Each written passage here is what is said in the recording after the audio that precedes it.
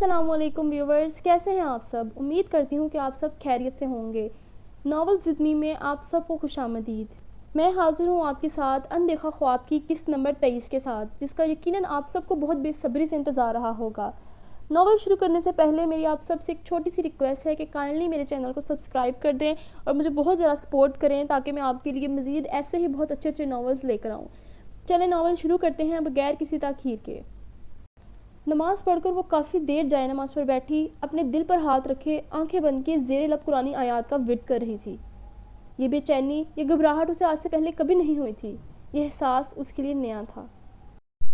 وہ یوں ہی جائے نماز پر بیٹھی تھی جب اچانک کمرے کا دروازہ کھلا تھا اور وہ لڑکھڑاتے قدموں سے اندر داخل ہوا تھا۔ اسرا پلٹ کر کبھی نہ دیکھتی، مگر اس کے قدموں کی لڑکھڑاہٹ نے اسے پیچھے پلٹنے پر مجبور کر دیا تھا، کیونکہ ساحر ہمیشہ مضبوط قدموں سے چلتا کروفرڈ سے اس کمرے میں داخل ہوتا تھا۔ وہ لڑکھڑاتے قدموں کی چاپ سن کر سرت سے پلٹی تھی اور اس پر نگاہ اٹھتے ہی اس کا دل ایک پل کو کام کر رہ گیا۔ ساحر بغیر اسے دیکھے بمشکل بیڈ تک پہنچا تھا اور گرنے کے سے انداز میں پشت کے بل بیڈ پر لیٹا تھا۔ اس کا چہرہ پسینے سے بری طرح تر تھا، آنکھیں بری طرح ضبط سے لال انگارہ ہو چکی تھی۔ وہ بہت مشکل سے گھر تک پہنچا تھا۔ اس کی گاڑی بہت جگہوں پر لگتی بچی تھی۔ یوں کہنا بہتر ہوگا کہ شاید اس پر اللہ کا خاص کرم تھا یا وہ کسی کی مضبوط دعاؤں کے حصار میں تھا جو وہ اس حالت میں بھی اپنے گھر تک پہنچ گیا تھا۔ اسے ڈرائیونگ کے دوران ہی مسلسل اپنے سینے سے ایک عجیب سا درد اٹھتا ہوا محسوس ہوا۔ اس نے پہلے درد برداشت کیا، جبکہ اس کے بعد تو اس نے اپنے اندر کچھ کرتا ہوا محسوس ہوا۔ اس کی آنکھیں اس درد کی شدت کو نہ برداشت کرتے ہوئے مسلسل بند ہو رہی تھی، مگر اس نے ہمت نہیں ہاری تھی۔ وہ اپنی برداشت کو آزماتا بمشکل گھر تک پہنچا تھا، جبکہ یہاں آتے ہی وہ ڈھک گیا تھا۔ اسرا اس کی حالت کو دیکھتی تڑپ کر جائے نماز سے اٹھ کر اس کی جانب بڑھی تھی۔ اس کا چہرہ پسینے سے شرابور تھا، وہ سانس کھینچ کھینچ کر لے رہا تھا۔ اس کی پلکوں پر جیسے منو بوجھ ہو جو اسے آنکھیں کھولنے نہیں دے رہا تھا۔ اس کی حالت دیکھتے اسرا کے ہاتھ پاؤں کانپے تھے۔ کیا ہوا ہے آپ کو؟ آپ کی طبیعت ٹھیک ہے؟ اتنا پسینہ کیوں آ رہا ہے آپ کو؟ اسرا نے پریشانی سے اس کا چہرہ تھپتھپاتے ہوئے اسے متفکری سے پوچھا۔ اسے اس کی حالت بہت زیادہ سیریس لگی۔ سحر کی آنکھیں خطرناک حد تک لال ہو چکی تھی۔ فین آن۔ کمرے کے وسط میں لگے پنکھے کی جانب اشارہ کرتے ہوئے وہ لڑکھڑاتے لہجے میں بولا تھا۔ اس کی سانسیں سینے میں اٹکنا شروع ہو چکی تھی۔ اس کی بات سنتی اسرا نے بغیر ایک لمحے بھی ضائع کیے فوراً پنکھا آن کیا تھا، حالانکہ باہر ہڈیوں کو ٹھٹھرا دینے والی سردی پڑ رہی تھی۔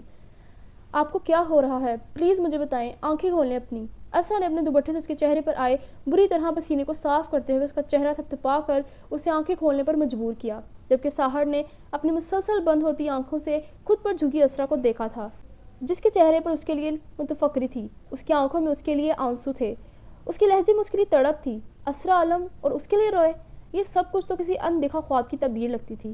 وہ اسے ایک نظر بھر کر دیکھتا، اس قدر تکلیف میں بھی اپنی قسمت کی بے رحمی پر لبوں پر معمولی سی مسکراہٹ لاتا آنکھیں ہمیشہ ہمیشہ کے لیے بند کر گیا۔ اس کے مفلوج ہوتے ذہن میں رومیو کا عکس ایک بار پھر لہرایا تھا، تو یعنی اس کے ساتھ دھوکا ہوا تھا۔ اس کا اعتبار مات کھا گیا تھا، شاید اس کا یوں ہی اینڈ لکھا تھا۔ اسرا کے ہاتھ میں تھاما اس کا ہاتھ بے جان ہو گیا تھا۔ اس کا جسم کسی برف کی طرح سرد ہو گیا تھا اور سر بائیں جانب کو لڑک گیا۔ مسلسل بولتی اسے اٹھانے کی کوشش کرتی اسرا کی زبان کو بریک لگا تھا۔ وہ اس کے بے جان ہوتے ہاتھ کو دیکھ کر ایک پل کے لیے اپنی جگہ پر منجمد ہوئی تھی۔ اسے لگا ایک پل کے لیے سارے لاہور سناٹا چھا گیا ہو، جس کے ساتھ اس کا دل بھی ایک پل کے لیے دھڑکنے سے انکار کر گیا تھا۔ کائنات میں موجود ہر چیز اسے ٹھہرتی ہوئی محسوس ہوئی، ہر طرف جیسے سکوت چھا گیا ہو، اور کمرے میں لگی وال کلاک کی ٹک ٹک کی آواز اتنی تیز ہو گئی ہو جیسے ہر کوئی اس آواز کے تابع ہو۔ وہ نفی میں سر ہلاتی اس کا ہاتھ دوبارہ تھامتی بے یقینی سے اسے دیکھنے لگی، جس کے منہ سے سفید رنگ کی جھاگ نکلنے لگی تھی۔ اسرا کو لگا اس کمرے کی چھت اس پر گر گئی ہو۔ وہ منہ پر ہاتھ رکھے پھٹی پھٹی نگاہوں سے اسے دیکھتی مسلسل نفی میں سر ہلا رہی تھی۔ نہیں، آپ کو کچھ نہیں ہو سکتا ساحر، اسرار نہیں مر سکتا، مجھے ایسے چھوڑ کر آپ نہیں مر سکتے، نہیں، ایسا نہیں ہو سکتا۔ اسرا پاگلوں کی طرح اپنے دوپٹے سے اس کے منہ سے نکلتی جھاگ صاف کرتی ہذیانی انداز میں بولتی، جیسے کچھ لمحوں کے لیے اپنا ذہنی توازن کھو بیٹھی ہو۔ آنکھیں کھولیں اپنی ساحر، کوئی ہے یہ آنکھیں کیوں نہیں کھول رہے اپنی؟ آنٹی، حاشر بھائی، انہیں کہیں اپنی آنکھیں کھولیں پلیز، کوئی ہے انہیں کہیں، یہ مجھے ایسے تنگ نہیں کر سکتے۔ اسے کوئی جواب نہ دیتے دیکھ اسرا کی حالت ایسی تھی جیسے صدیوں کی پاگل ہو۔ وہ اس وقت شدید صدمے کے زیر اثر تھی اور یہ صدمہ سیدھا اس کے ذہن پر اثر انداز ہوا تھا۔ وہ جو اس قدر سنگین صورتحال میں اس کا ہاتھ تھامے اسے اٹھانے کی کوشش میں ہلکان ہو رہی تھی، جبکہ اسے نہ اٹھتے دیکھ وہ اپنے باقاعدہ کھلے دروازے سے باہر سب کو آوازیں دینے لگی، مگر دکھنے میں وہ اپنے حواسوں میں نہیں لگتی تھی۔ کسی کا آخری سہارا بھی اس سے چھن جانا کیسے ہوتا ہے، یہ اس وقت کوئی اسرا عالم کی حالت دیکھتا تو سمجھ جاتا۔ وہ پھر سے خالی ہاتھ ہو گئی تھی۔ اس نے اس شخص کو نہیں، اپنی بقیہ زندگی کو کھو دیا تھا، اپنے جینے کی آخری آس کو کھو دیا تھا۔ ہاں، اس نے صحیح کہا تھا کہ اسے اس کے سائے میں جینے کی عادت ہو گئی تھی، تبھی تو اس کی آنکھیں بند کرتے ہی اسرا عالم بکھر گئی تھی۔ اسے اس شخص سے کوئی محبت نہیں تھی، وہ بس اس کا سہارا تھا، اس کی منزل کی طرف جاتا وہ راستہ جس میں وہ اکیلے نہیں چل سکتی تھی، جبکہ آج وہ پھر اکیلی رہ گئی تھی، جیتے جی مر گئی تھی، اس کی دنیا اجڑ گئی تھی۔ اس کی موجودگی میں ہی میری جائے پناہ تھی مہر، اس کی موجودگی میں ہی میری جائے پناہ تھی مہر، وہ شخص فقط میرا سہارا نہیں، آسماں ہوا کرتا تھا۔ حاشر اپنا کام ختم کر کے لیپ ٹاپ آف کر رہا تھا جب اسے باہر سے کسی کی رونے کی آواز سنائی دی۔ وہ اپنی کل ہونے والی پریزنٹیشن کی تیاری کرتا ابھی تک جاگ رہا تھا۔ اس نے پہلے اپنے خیال کی نفی کی تھی، جبکہ دوبارہ باقاعدہ اسرا کی بھیگی اور صدمے میں ڈوبی آواز سنتا وہ باہر کی جانب بھاگا تھا۔ اس کا کمرہ سحر کے کمرے سے 2 کمرے چھوڑ کر تھا۔ وہ لمحوں میں اس کمرے تک پہنچا تھا۔ وہ کھلا دروازہ دیکھ کر ایک لمحے کے لیے اس کمرے کی دہلیز پر ہی رکا تھا۔ سحر کو یوں ہوش و حواس سے بیگانہ بستر پر پڑا دیکھ اس کے قدموں کو جیسے زمین نے جکڑ لیا تھا۔ اس نے اسرا کی جانب دیکھا تھا، جس کے گھنگریالے بال بکھرے ہوئے تھے۔ اسرا کا دوپٹہ آدھا اس کے شانے پر تھا، آدھا وہ ہاتھ میں تھامے لاپرواہ سی بیٹھی تھی اور خالی خالی نگاہوں سے سحر کے چہرے کو تک رہی تھی۔ یوں لگتا تھا کہ جیسے اس کمرے میں قیامت آ کر گزر گئی ہو۔ وہ لمحوں میں تڑپ کر آگے بڑھا تھا۔ اس نے سحر کا چہرہ تھپتھپایا تھا جو کہ بے سود پڑا تھا۔ اس کی نبض چیک کی تھی جس کی رفتار بہت سست تھی۔ اپنے بھائی کی یہ حالت دیکھتے حاشر اسرار کے ہاتھ پاؤں پھول رہے تھے۔ وہ اسرا سے اس بارے میں پوچھ رہا تھا کہ اسے کیا ہوا، مگر جواب میں درد۔ اسرا تو بس اس کے چہرے پر نظریں جمائے جانے کون سی دنیا میں گم تھی۔ سحر کی حالت دیکھتے حاشر کو لگا اس کے دماغ کی نسیں پھٹ جائیں گی۔ وہ ہمت کرتا اس کمرے کی کھڑکی تک گیا تھا۔ کھڑکی کا شیشہ کھول کر نیچے سے گارڈز کو فوراً اوپر آنے کا کہتا وہ سحر کی جانب بڑھا تھا اور اسے لمحوں میں گارڈز کی مدد سے لیتا وہ گاڑی کی پچھلی سیٹ پر لٹا چکا تھا۔ پورے گھر میں موجود ہر شخص اپنے صاحب کو یوں ہوش و حواس سے بیگانہ دیکھ الرٹ ہوا تھا، متفکر ہوا تھا۔ رمیسا بیگم بھی گھر میں ہوتے شور کی آواز سے اٹھی تھی اور بے ساختہ ہی باہر پورچ کی جانب بڑھی تھی، اور حاشر کو گارڈز کی مدد سے سحر کو گاڑی میں لٹاتا دیکھ رمیسا بیگم کا دل منہ کو آیا تھا۔ وہ لپک کر اس جانب بڑھی تھی۔ سحر ان کا شیر جوان بیٹا تھا جو اپنی اب تک کی زندگی میں بیمار بہت کم ہوا تھا۔ حاشر بمشکل انہیں سنبھالتا گاڑی کی فرنٹ سیٹ پر بٹھاتا، مزید دیر کے بغیر گاڑی پورٹ سے نکالتا روڈ پر لایا تھا اور فل سپیڈ پر بغیر کسی چیز کی پرواہ کیے اس کی گاڑی ہاسپٹل کی جانب رواں تھی۔ ان کی گاڑی کے پیچھے 2 گارڈ سے بھری گاڑیاں ان کی کار کو فالو کر رہی تھیں۔ رمیسا بیگم مسلسل روتے ہوئے حاشر سے اس بھیانک حقیقت کے بارے میں پوچھ رہی تھی جس پر وہ کچھ بھی بتانے سے قاصر تھا۔ وہ بری طرح بکھلایا ہوا تھا، اس کی اسٹیئرنگ تھامے ہاتھ مسلسل لرز رہے تھے اور دل تیزی سے مچلتا اپنے جان سے پیارے بھائی کی زندگی کی دعا کر رہا تھا۔ اس نے اپنی آنسوں سے لبریز آنکھوں سے حاشر کو اسے لے جاتے دیکھا تھا۔ وہ تو جیسے پتھر کی ہو گئی تھی۔ اس کمرے میں تنہائی کا احساس ہوتے ہی اسے بے ساختہ ہی اپنے اطراف سے ایک انجانا سا خوف محسوس ہوا۔ اس کا ذہن اسے ماضی کی دردناک یادوں میں لے گیا تھا۔ اس کی نگاہوں کے سامنے پروفیسر کا بے رحمی سے قتل کیا گیا چہرہ لہرایا تھا، رمشا کا معصوم سا چہرہ لہرایا تھا، اور اب اس نے اپنے انہی ہاتھوں میں اس شخص کو اپنی آخری سانسیں لیتے دیکھا تھا۔ اس کا آخر والا نقصان ناقابل تلافی تھا۔ وہ نفی میں سر ہلاتی، خود میں سمٹتی، سہمی ہوئی نگاہوں سے ارد گرد دیکھنے لگی۔ اس کا دل خوف کے مارے پھٹنے کو تھا۔ ذہن میں عجیب سی آوازیں گونجتی اس کے ہراس میں اضافہ کر رہی تھی۔ وہ ذہنی طور پر ان سب سوچوں میں بری طرح جکڑی گئی تھی جس سے چاہ کر بھی رہائی نہیں مل رہی تھی۔ اسے ماضی کی یادوں سے خوف سا محسوس ہو رہا تھا۔ اس کا ذہن ایک ساتھ بہت سی چیزوں کا شکار تھا۔ تم رہ لوگی میرے بغیر، ایک دن میرے بغیر رہ کر دیکھ لو، یہ دنیا تمہارے ساتھ کیسا سلوک کرتی ہے، تم مانو یا نہ مانو، تمہیں میرے سائے میں رہنے کی عادت ہو گئی ہے۔ اس کے کانوں میں جیسے کسی نے مخمور سے لہجے میں میٹھی سی سرگوشی کی تھی۔ اسرا نے تڑپ کر اپنے دائیں جانب دیکھا تھا۔ وہ نہیں تھا، بس اس کی مسکراتی ہوئی لارج سائے تصویر تھی جو دیوار پر لگی، جیسے اس کمرے میں اس کی موجودگی کا احساس دلاتی تھی۔ اسرا نے نم آنکھوں سے اس تصویر کو دیکھا تھا۔ میں نے آپ کو بھی مار دیا، ازیل سے اس تصویر کی جانب دیکھ کر کہتی وہ شدید ذہنی خلفشار کا شکار تھی۔ اس کا ذہن اسے اس سب کا مجرم ٹھہرا رہا تھا جس نے اس جیسی خوددار اور ایماندار لڑکی کی سانسیں تنگ کر دی تھی۔ مزید اس ذہنی دباؤ کے صدمے کو برداشت نہ کرتے ہوئے وہ اپنے حواس کو کھوتی بستر پر گر گئی۔ اس کا ضبط بس اتنا ہی تھا، حالات نے اسے اندر سے توڑ دیا تھا، اس کی سخت ختم کر دی تھی کہ اب وہ پہلے والی مصیبتوں اور تکلیفوں کا بہادری سے مقابلہ کرنے والی اسرا نہیں رہی تھی۔ یہ اسرا تو قسمت کے بھنور میں پھنسی ایک مظلوم اور تھکی ہاری لڑکی تھی جو مزید درد برداشت نہیں کر سکتی تھی۔ تبھی آج اپنے آخری سہارے کو یوں آنکھیں بند کرتا دیکھ اسے ذہنی شدید صدمہ ہوا تھا جس کے باعث اس کا ری ایکشن غیر متوقع تھا۔ کچھ جذبے محبت سے بہت آگے نکل جاتے ہیں، پسندیدگی سے پرے، خالص، جن میں قرار معنی نہیں رکھتا۔ بعض فرائض ہوتے ہیں، ادائیگی ہوتی ہے، محسوسات ہوتے ہیں اور یہ دل کے اندر تک اپنی جڑیں پھیلائے پکے ہوتے جاتے ہیں۔ اس وقت لاہور میں ہر سو فجر کی اذانیں ہو رہی تھی۔ اللہ کے پیارے بندے اپنے نرم و گرم بستر سے نکل کر اپنے رب کے حضور حاضری لگوانے جا رہے تھے، نماز ادا کرنے جا رہے تھے۔ رمیسہ بیگم نماز کی سٹائل میں دوپٹہ لپیٹے باہر کوریڈور میں بیٹھی اپنے بیٹے کی زندگی کی دعائیں مانگ رہی تھی۔ رافع اور حاشر نماز پڑھ کر اللہ سے جانے کتنے نفل مانگ کر آئے تھے اس شخص کی زندگی کے لیے جو ان کا بڑا بھائی کم اور دوست زیادہ تھا۔ حاشر کو تو اس نے بھائی، باپ اور دوست ان تینوں کا پیار دیا تھا۔ اس کی آنکھوں کے گوشے خشک نہیں ہو رہے تھے، وہ سب ایمرجنسی کے باہر کھڑے مسلسل دعا گو تھے۔ رافع کو حاشر نے کال کر کے بلایا تھا اور اس کی بات سنتا رافع فل سپیڈ میں گاڑی ڈرائیو کرتا یہاں تک پہنچا تھا۔ ڈاکٹرز ابھی تک اس کے روم سے باہر نہیں نکلے تھے، بس کریٹیکل کنڈیشن کا بتاتے ہوئے انہیں دعا کرنے کا کہا تھا۔ رافع نے پولیس کو بلاتے ہوئے یہاں اس ہاسپٹل میں اس کی سیکیورٹی بڑھا دی تھی۔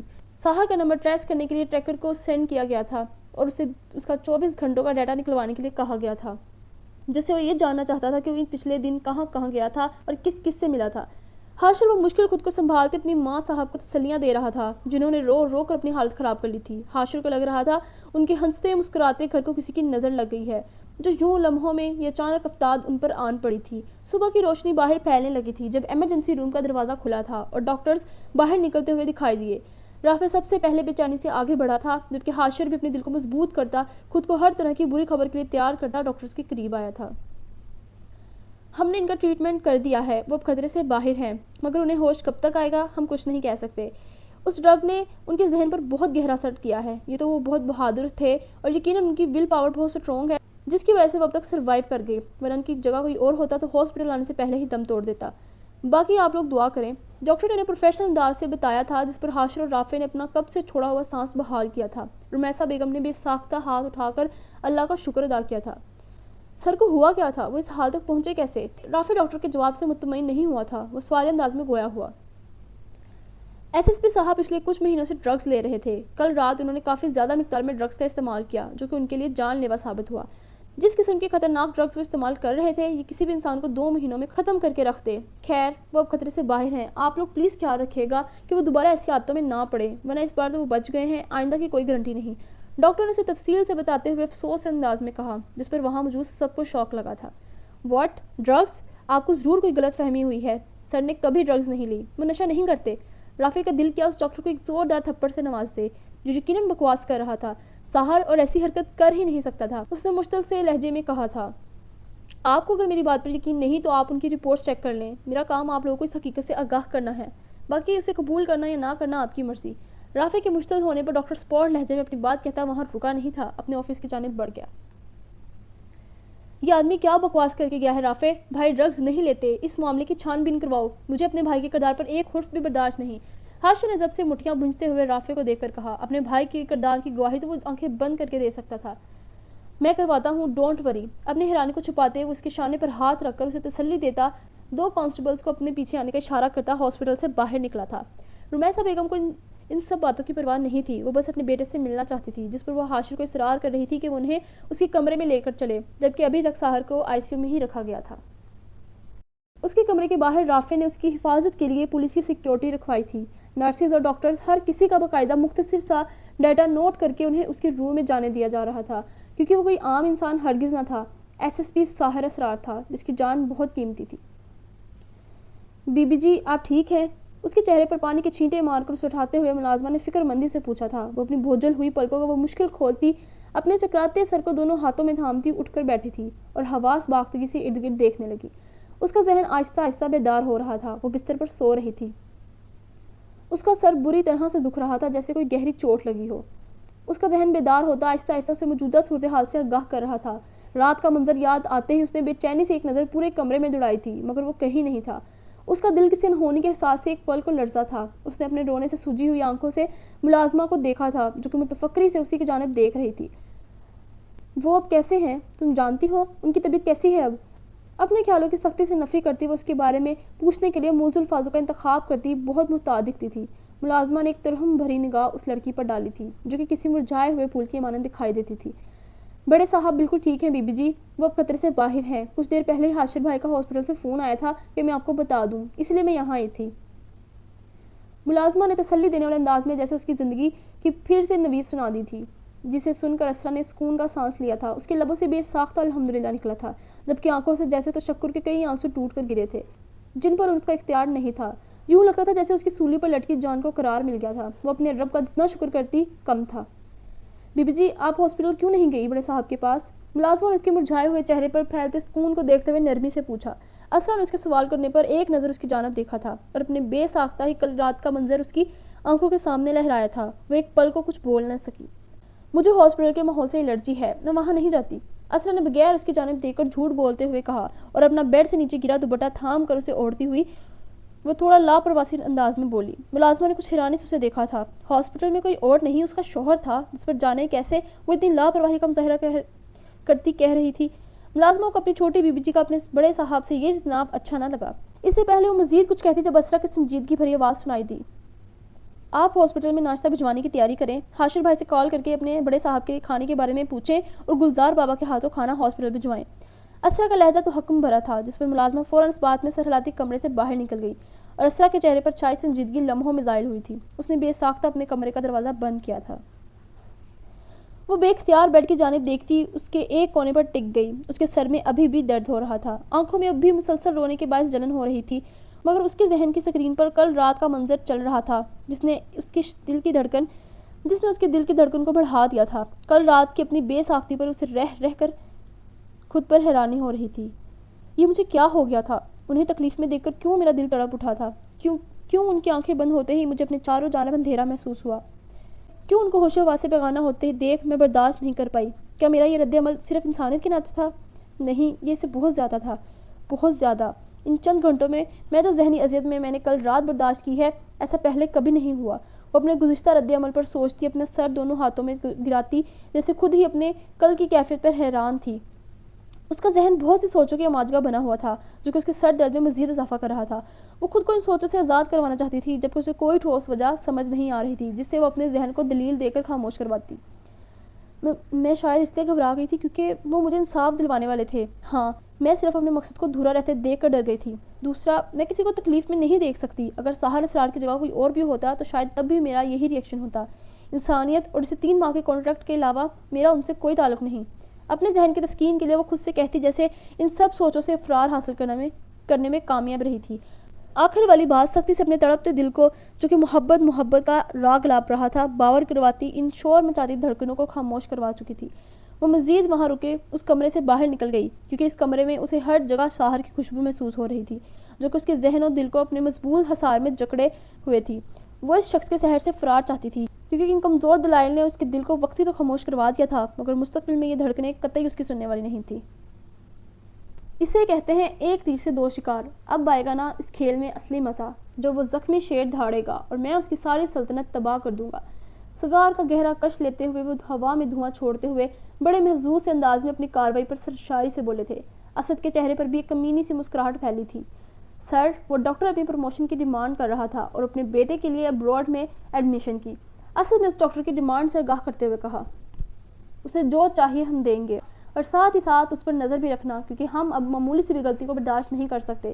منظور شاہ نے اسد کی جانب دیکھ کر اسے فراخ دلی سے کہا جس پر اس نے اس بات میں سر ہلایا تھا۔ اس لڑکے رومیو کو کیا کرنا ہے سر؟ یہ ہے تو اس کا ہی وفادار کتا، اگر آپ کہیں تو اس کا منہ ہمیشہ کے لیے بند کروا دوں؟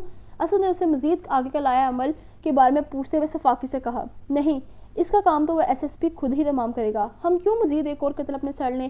تم اسے 4 دنوں کے لیے غائب کر دو، اس کے بعد سے چھوڑ دینا، پھر وہ خود ہی کہیں جانے کے قابل نہیں رہے گا کیونکہ اسے ڈھونڈتے ہوئے پولیس والے ایسے ہی اسے دبوچ لیں گے، تو دونوں طرح سے ہمارا کام ہو جائے گا۔ منظور شاہ نے اسے سمجھاتے ہوئے کہا جس پر اسد نے اس بات میں سر ہلایا تھا۔ اور میڈیا میں یہ نیوز کب آن ایئر کرنی ہے؟ اسد نے بے چینی سے پوچھا تھا کیونکہ اس کے سر پر اپنا بدلہ سوار تھا۔ کل صبح۔ یہ خبر ہر نیوز چینل پر چلنی چاہیے اور ہر اخبار کی سرخیوں میں نمایاں ہونی چاہیے۔ بہت شوق ہے نا SSP کو اپنے کارنامے ٹی وی پر دکھانے کا، تو آئی ہوپ اسے ہمارا یہ تحفہ بھی پسند آئے گا۔ منظور شاہ نے کروفرڈ سے نفرت امیز لہجے میں کہا تھا۔ اس کا بس چلتا تو اس کے بچ جانے پر اسے خود شوٹ کر دیتا، مگر اب یہ کھیل مزید دلچسپ ہو چکا تھا اور وہ اسے اب کھیلنے کا ارادہ رکھتا تھا۔ ہوپ سو، ان کی بات پر محظوظ ہو کر کہتا وہ کمینی سی ہنسی ہنسا تھا۔ آج رات ایک شاندار پارٹی کا انتظام کراؤ اسد، اس SSP کے ایک بار موت کے منہ سے بچ کر اب روز مرنے کی خوشی میں۔ منظور شاہ نے گلاس میں حرام سیال کو انڈیلتے ہوئے سرشاری سے کہا جس پر اسد نے فوراً حامی بھری تھی۔ آج رات تو واقعی جشن کی رات تھی۔ اب یہ تو وقت ہی جانتا تھا کہ ساحر اسرار کا بچ جانا مستقبل میں ان کے حق میں کیسا ثابت ہونے والا تھا۔ اسے 1 گھنٹے پہلے ہی ہوش آیا تھا۔ ہاسپٹل کے باہر لمبی قطار میں اس کے چاہنے والے ہاتھوں میں پھول تھامے اسے ایک نظر دیکھنے کے خواہش مند تھے۔ ان سب میں اس کے پولیس اسٹیشن کا سٹاف، وہ لوگ جن سے اس نے کبھی بھلائی کی تھی، جو اس کی بہادری کے فین تھے۔ اس میں میڈیا شامل تھا، جسے پولیس نے سختی سے اندر داخل ہونے سے روک رکھا تھا۔ اس وقت ہاسپٹل میں اس کے روم کے باہر سیکیورٹی بہت ٹائٹ تھی۔ اس کے روم میں صرف اس کے فیملی ممبرز تھے، جن کے علاوہ کسی کو بھی اندر جانے کی اجازت نہیں تھی۔ یہ کوئی دن کے 12 بجے کا وقت تھا۔ وہ بستر پر بمشکل بیڈ سے ٹیک لگا کر نیم دراز سا بیٹھا ان سب کو دیکھ رہا تھا، جنہوں نے اس کے لیے رو کر کچھ ہی گھنٹوں میں اپنی حالت بگاڑ لی تھی۔ سحر پہلے سے اب کافی بہتر محسوس کر رہا تھا، جبکہ اس کے پورے جسم میں شدید درد کی لہر وقفے سے اٹھتی، اس کی رنگت کچھ لمحوں کے لیے متغیر کر دیتی۔ وہ جس بہادری سے اتنے گھنٹوں سے اس اذیت سے اپنی موت سے لڑا تھا، اس میں کوئی اس کی مثال نہ تھی۔ اس کمرے میں سب تھے سوائے اسرا کے، جس پر جانے کیوں اسے برا لگا تھا۔ وہ اپنی آنکھیں کھولنے کے بعد اسے اپنے سامنے دیکھنا چاہتا تھا، جس کی آنکھوں میں اس نے کل رات اپنے لیے آنسو دیکھے تھے۔ اس کا دل چاہا تھا کہ اس کی آنکھ کھلتے ہی وہ اسے اپنے آس پاس دیکھتا، اس کی آواز سنتا، اس کے چہرے پر اپنے لیے ہمدردی دیکھتا، اس کی خیریت ہی پوچھ لیتی، مگر اس کی غیر موجودگی سحر اسرار کو افسردہ کر گئی تھی۔ محب کو محبوب کی توجہ کے سوا چاہیے ہی کیا ہوتا ہے، جبکہ یہ سکون اسے میسر نہ تھا۔ میں اب ٹھیک ہوں ماں صاحب، یہ پھونکے مارنا بند کریں۔ رمیسا بیگم کو اپنے چہرے پر نرمی سے جھک کر کچھ پڑھ کر پھونک مارتا دیکھ وہ غیر سنجیدگی سے بولا تھا، تم خاموش رہو بالکل۔ اس عمر میں ماں کو پریشان کرتے ہوئے شرم نہیں آتی؟ اپنی ضد کا انجام دیکھ لیا نا تم نے، اب بس تم اس نوکری سے ریزائن کرو گے۔ اپنے بیٹے کی زندگی سے بڑھ کر مجھے اور کچھ عزیز نہیں۔ ملا کی خدمت کرنے کو بہت سے لوگ ہیں، تمہیں مزید اپنی جان خطرے میں ڈالنے کی ضرورت نہیں۔ رمیسا بیگم نے خفگی سے نم آنکھوں سمیت اسے دیکھ کر کہا۔ ان کی ناراضگی میں اس کے لیے محبت تھی، اس کی تکلیف پر اسے ہمدردی تھی۔ وہ اپنے بچے کو موت کے منہ سے دوبارہ کبھی نہیں دکھیلنا چاہتی تھی، جس پر انہوں نے اپنا دل سخت کرتے ہوئے کہا، زمل تم ہی سمجھاؤ ماں صاحب کو، جب سے آئی ہو بس روئے ہی جا رہی ہو۔ ابھی مرا نہیں ہوں میں، بچ گیا ہوں۔ سحر نے رمیسا بیگم کے بے لچک لہجے پر اپنے بیڈ کے کنارے ٹک کر بیٹھی زمل کو مخاطب کرتے ہوئے کہا، جو کہ کچھ دیر پہلے ہی آئی تھی، اور جب سے آئی تھی ایک پل کے لیے اس کے آنسو نہیں رکے تھے۔ زمل کی آنکھوں میں یہ آنسو اسے کسی صورت برداشت نہیں تھے، اس لیے سحر نے بظاہر غیر سنجیدگی سے اسے مخاطب کیا تھا، جبکہ اس کا سر بھاری ہو رہا تھا۔ شرم کر لو صاحب، تم نے واقعی کوئی کسر نہیں چھوڑی تھی ہم سب کو ایک ہی سانس میں مارنے کی۔ ماں صاحب بالکل ٹھیک کہہ رہی ہیں، دفع کرو اس نوکری کو جس میں پل پل تمہاری جان کو خطرہ ہو۔ ہم سب تمہیں کبھی کھونا نہیں چاہتے، بابا کے بعد ہمیں تمہیں کھونے کی ہمت نہیں ہے۔ زمل نے اس کی جانب دیکھ کر پہلی بات خفگی سے کہی، جبکہ دوسری بات پر اپنے لہجے میں دنیا جہان کی متفکری لیے کہی۔ اس کا تو یہ خبر سن کر سانس ہی سینے میں اٹک گیا تھا، سر سے آسمان سرکتا ہوا محسوس ہوا تھا۔ اپنے باپ کے بعد وہ اپنے باپ جیسے بھائی کو نہیں کھونا چاہتی تھی۔ اسے جیسے ہی حاشر نے فون کر کے بتایا، وہ حنان کو اس کی دادی کے پاس چھوڑ کر ڈرائیور کے ساتھ یہاں پہنچی تھی۔ زمل کی بات پر سحر نے ایک پل کو اپنی بوجھل ہوتی آنکھیں بند کی تھی۔ جب وہ ہوش میں آیا تھا، تب سے ہی ان سب کی ناراضگی بھرے جملے سن رہا تھا، جن میں ان کا پیار تھا، جس سے وہ واقف تھا۔ وہ سب اس سے اور اس کی جاب سے بہت خائف دکھائی دیتے تھے۔ حاشر الگ اترے ہوئے چہرے کے ساتھ منہ پھلائے ایک جانب کھڑا اسے دیکھ رہا تھا، یوں لگتا تھا کہ گزشتہ رات وہ بہت خوار ہوا ہو۔ سحر ان سب کی محبتوں کی تہہ دل سے قدر کرتا تھا، مگر وہ کبھی بھی موت کے ڈر سے اپنے فرائض سے پیچھے نہیں ہٹ سکتا تھا۔ جیسا آپ لوگ چاہتے ہیں ویسا ہی ہوگا، ان تینوں کی جانب دیکھتے ہوئے، جیسے فی الوقت اس نے انہیں تسلی دینے کے لیے، خوش کرنے کے لیے کہا، جس پر وہاں موجود رمیسا بیگم، حاشر اور زمل نے بے یقینی سے پہلے اسے دیکھا تھا، اور پھر اسے سنجیدہ دے کر ان تینوں کے چہرے پر حیرانی بھری پرسکون مسکراہٹ نمودار ہوئی تھی۔ جیتے رہو، اللہ تمہیں لمبی زندگی دے، رمیسا بیگم نے خوش ہوتے ہوئے اپنے آنسو صاف کر کے اس کی پیشانی پر بوسہ لیتے ہوئے کہا۔ سحر نے بھی ان کا ہاتھ تھام کر اپنے لبوں سے لگایا تھا، ماں سے زیادہ تو اسے کچھ بھی پیارا نہیں تھا۔ رمیسا بیگم کے پیچھے ہوتے ہی حاشر اور زمل نم آنکھوں سمیت ایک ساتھ اس کے گلے لگے تھے۔ زمل دائیں جانب تھی، جبکہ حاشر بائیں جانب۔ سحر نے ذرا سا اٹھتے ہوئے ان دونوں کو اپنے بازو میں بھرا تھا، جن کے چہروں کی اداسی اسے کسی صورت قبول نہیں تھی۔ رمیسا بیگم اپنے بچوں کے پیار کو دیکھتی دل سے ان کی سلامتی کی دعائیں کرنے لگیں۔ وہ سب ایک ساتھ بہت مکمل اور حسین لگتے تھے، ایک ہیپی فیملی، اور سحر کا زمل اور حاشر کو ہمیشہ سے بچوں کی طرح ٹریٹ کرنا انہیں اس کے مزید قریب کر دیتا تھا۔ اپنے باپ کے بعد وہ اپنے ہی گھر کا سربراہ تھا، جس نے اتنے سالوں سے سب کو اپنے سائے کی چھاؤں میں سمیٹا ہوا تھا۔ آپ نے شادی کے ہال کے لیے بکنگ کروا دی؟ آج آرزو کی ساس آئی تھی اس کے لیے کپڑے اور تحائف لے کر، وہ تو بتا رہی تھی کہ انہوں نے لاہور کا سب سے مہنگا ہال بک کیا ہے۔ میں بتا رہی ہوں، آپ بھی پیسہ خرچ کرنے میں کوئی کنجوسی نہیں دکھائیں گے، سمینہ بیگم نے اپنے شوہر کو باور کرواتے ہوئے آج کے دن کی بابت بتاتے ہوئے کہا، جس پر سہیل صاحب نے فرما برداری سے اس بات میں سر ہلایا تھا، جبکہ اس مہنگائی نے تو جان نکال کر رکھی تھی۔ لائی چائے لے آؤ بیٹا، چائے بنانے میں اتنا ٹائم کب لگتا ہے؟ سمینہ بیگم نے لاؤنج میں بیٹھ کر کچن کی جانب منہ کر کے اپنی چھوٹی بیٹی کو آواز دیتے ہوئے کہا، جو کہ کچھ سیکنڈ بعد ہی چائے کی ٹرے ہاتھ میں تھامے لاؤنج میں داخل ہوئی تھی۔ جیتی رہو بیٹا، اپنی طرف بڑھایا ہوا اس کا چائے کا کپ تھام کر سہیل صاحب نے خوش دلی سے بولے تھے، جبکہ سمینہ بیگم کے تاثرات ہنوز بیزار سے ہی تھے، ان کی خواہشیں کبھی ختم نہیں ہوتی تھی۔ آرزو کو بھی چائے भिजवा दो बेटा। और तुम्हारी शॉपिंग हो गई मुकम्मल? सुहेल साहब ने नरमी से अपनी छोटी साहबजादी से पूछा। मेरी बहन की शादी है जिस पर मेरी शॉपिंग तो मेहंदी तक चलने वाली है। लाई ने चहकते हुए उनके पास ही बैठकर महफूज होकर कहा कि जबकि मुलाजमा को इशारा करती वो आरजू का कप उसके कमरे में भिजवा चुकी थी। तुम ही अपने बाप का कुछ एहसास कर लो, तुम्हारी माँ तो मुझे बैंक से लोन लेने पर मजबूर कर रही है, सुहेल साहब ने मुस्कुराते हुए गैर संजीदगी से कहा था, जबकि इनकी बात पर लाई की मुस्कुराहट एकदम सिमटी थी। वो फौरन संजीदा हुई, जबकि समीना बेगम ने ताइज से अंदाज में अपने शोहर पर निगाह डाली थी। लोन लेने की ज़रूरत ही क्या है? अगर आप अपनी इज्जत नफ्स को एक तरफ रखें ना तो हमें गैरों से कुछ भी उधार लेने की ज़रूरत ना पड़े, समीना बेगम ने खुफकी से तंज करते हुए कहा। लाई के चेहरे पर यकदम उदासी सी फैल गई थी। क्या चाहती हो तुम? मेरे पास जो रही बची इज्जत है तो उसे भी उनके सामने गंवा दूं? मुझे अपने गुज़िश्ता रवैये पर शर्मिंदगी होती है। तुम सब कुछ करके कैसे भूल सकती हो? भाई साहब अगर अपना दिल बड़ा करके हमारा एहसास कर रहे हैं तो उसका ये मतलब हरगिज़ नहीं कि हम उनका एहसान ले लें। मैं अपने भाई से कुछ भी नहीं लूँगा, चाहे मुझे बैंक से ही क्यों ना पैसे उठाने पड़े। वो क्रख्त और स्पॉट लहजे में बोलते एक नागवार निगाह अपने शान फरामोश बीवी पर डालते वहाँ ठहरे नहीं थे बल्कि घर से बाहर निकल गए। समीना बेगम उनके तंज पर सुलग कर रह गई थी, जबकि लाई ने परेशानी से बाप को बाहर जाते देखा था। जाने उनके घर को किसकी नज़र लग गई थी। तुम्हारा बाप कभी हमें कुछ नहीं रख सकता। इस इंसान ने हमेशा अपने खानदान वालों का सोचा है और हमें परेशान किया है। मैं भी देखती हूँ कैसे नहीं होती मेरी बेटी की शादी शानो शौकत से, और इस बार मैं तुम्हारे बाप की एक नहीं सुनने वाली, अटल और हर धर्म लहजे में कहती समीना बेगम भी अपने चाय का कप टेबल पर पटक कर कमरे की जानिब बढ़ गई। अपने माँ बाप के रोज़ बरोज़ बढ़ते झगड़ों पर लाई की आंखों में नमी सुतरी थी। उन्हें कभी माली तंगी नहीं हुई थी। उसने बचपन ही से ऐशो इशरत में ज़िंदगी गुजारी थी, जबकि पिछले कुछ महीनों से उसके बाप का बिजनेस मुसलसल लॉस में जा रहा था, जिससे उनके घर का माहौल बहुत डिस्टर्ब हुआ था, क्योंकि उसकी माँ थोड़े में गुजारा करने वाले औरतों में से हरगिज़ ना थी।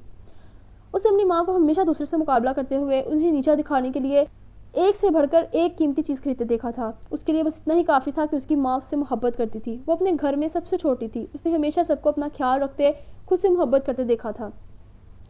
घर के मामलात में वो नहीं बोलती थी क्योंकि उसे बोलने की इजाज़त भी ना थी। उस घर में सिर्फ वही होता था जो उनकी माँ चाहती थी। सदा की मासूम और हसास लाई वहीं बैठी नम आंखों से अपने घर के हालात ठीक होने के लिए अल्लाह से दुआएं मांगने लगी, जबकि वो बेखबर थी कि उसकी कुछ दुआएं बहुत पहले ही कबूल हो चुकी हैं। लाहौर के महंगे तरीन अस्पतालों में से एक अस्पताल में वो दाखिल था। यहाँ दाखिल होते ही दवाइयों की एक मखसूस स्मेल हर सू फैली हुई थी। वो जब से होश में आया था उससे जाने कितने लोग मिलने आ चुके थे। उसका कमरा गुलाब के फूलों के गुलदस्तों से भरा हुआ था। उसके कमरे में दाखिल होते ही तेज़ गुलाबों की खुशबू नाक से टकराती थी। सुबह से शाम हो गई थी मगर उसे मिलने आने वाले लोगों में कमी नहीं आई थी। रात 8 बजे के बाद हाशिन उसके चेहरे पर थकावट देखते हुए माजरत करते हुए बाकी रह जाने वालों को सुबह मिलने आने का कहा था।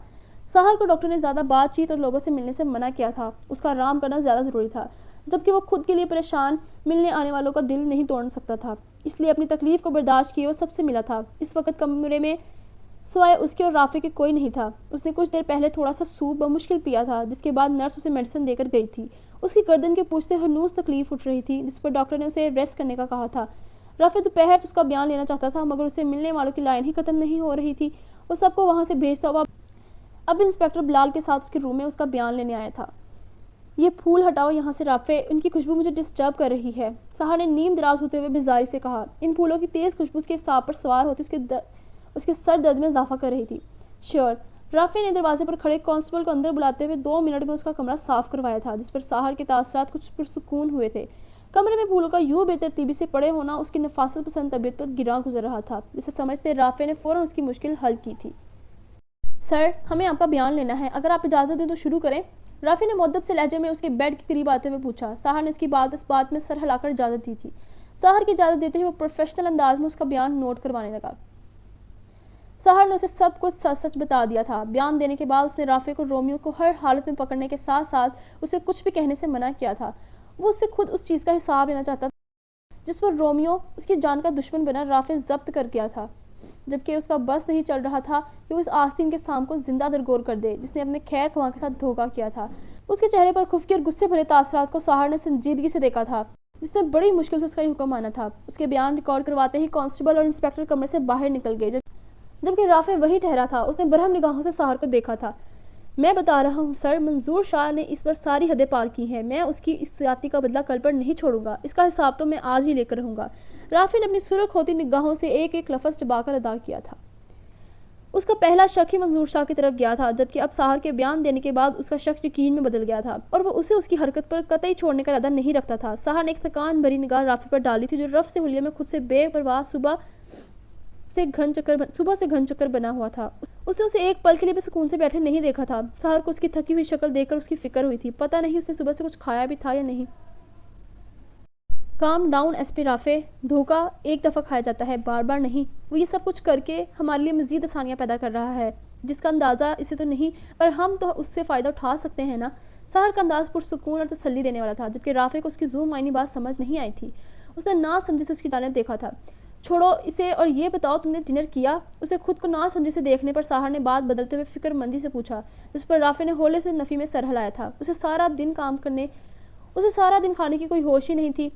سارے کام چھوڑ کر سب سے پہلے جا کر فریش ہو اور پھر ڈنر کرو، ڈنر کیے بغیر دوبارہ میرے سامنے مت آنا، ساحر نے بظاہر سختی سے ٹوکتے ہوئے کہا، جبکہ اس کے انداز میں اس کے لیے فکر تھی۔ رافع نے اس کے متفکر لہجے پر اس کی جانب دیکھا تھا۔ اگر آج اسے کچھ ہو جاتا تو وہ کیا کرتا؟ یہ سوچ ہی اس کی جان نکال دیتی تھی۔ وہ تو اس کے ہوش میں آنے کے بعد جانے کتنی بار اپنے رب کا شکر ادا کر چکا تھا، کیونکہ اس کی زندگی میں ساحر کا کوئی نعمل بدل نہیں تھا۔ میں آج کے بعد سائے کی طرح آپ کے ساتھ رہنے والا ہوں۔ میں یہ آپ کو بات ابھی سے بتا رہا ہوں۔ آپ کو مجھے ہر جگہ اپنے ساتھ برداشت کرنا ہوگا۔ میں اب آپ کو کچھ نہیں ہونے دوں گا، کیونکہ اگر آپ کو کچھ ہوا تو میرا خیال کون رکھے گا؟ میرے پاس آپ کے علاوہ کوئی خیال رکھنے والا نہیں۔ وہ اسے سناتا ہوا بظاہر سنجیدگی سے کہہ رہا تھا، جبکہ اس کے لہجے میں چھپے ڈر کو ساحر نے بخوبی محسوس کیا تھا۔ اس کا تو ایک ہی حل ہے کہ تم جمال انکل کی بات مان لو اور لے آؤ اپنے خیال رکھنے والی۔ ساحر نے اسے ایموشنل بلیک میل کرتے ہوئے فوراً بات بدلی تھی۔